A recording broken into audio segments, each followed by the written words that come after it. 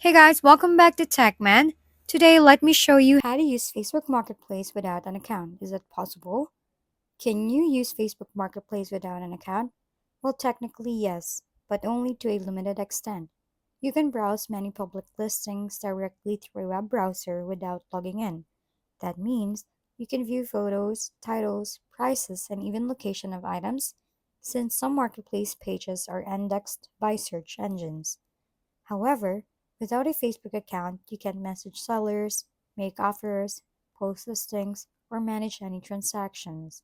Those features require you to be signed in, as Facebook enforces identity verification for safety and authenticity. So while you can window shop without an account, you'll need to log in to actually buy or sell. In short, it's great for casual browsing, but for full marketplace access, an account is a must. If we've been helpful, kindly give us a thumbs up and don't forget to hit the subscribe and bell button for more contents.